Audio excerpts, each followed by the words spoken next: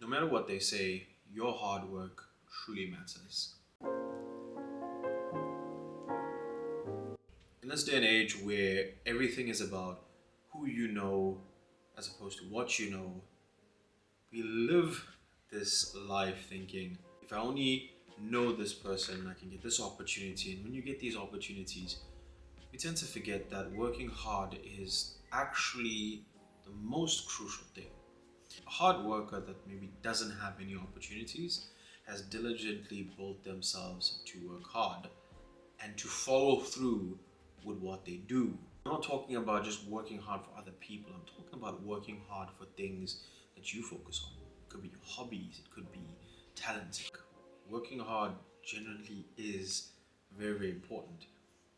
Working hard on yourself, on your hobbies and things in life, that builds this diligence and commitment.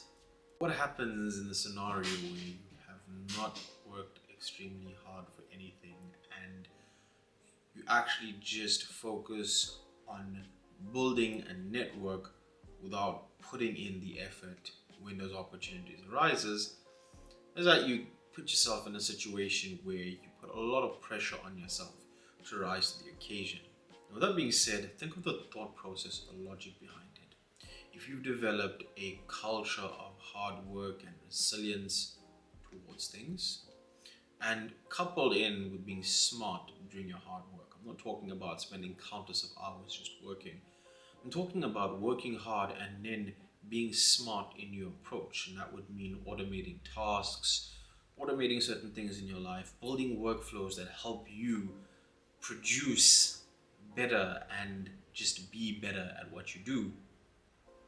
Think about when you get opportunities, your capabilities in those roles, in a business, in a job, in anything that you think about, the capabilities that you have. And one thing, put you an example. Let's just say person A works very hard and smart. Person B just works relatively smart and not as hard. What happens is, given them the same opportunity of a business idea, for example, maybe a coffee shop, person B might be able to delegate the tasks and get people to do the things. But what we might get with person B is that they might just be extremely smart, but they have a lot of pressure to hire people and to get people to advise them on certain things. Person A might be a hard worker that works smart and also is capable of building systems and ideas and has an understanding of what they're going into. That would mean even if they do delegate, they still have an understanding of what they're delegating, how they want it done, the ways in which it needs to be done. And that's where, in this day and age, where it's always about who you know to get you a job, to get you a business opportunity, is all well and good. But the culture of hard work is a principle, and I mean this with due respect, hard and smart work, is a principle that you have to develop over time.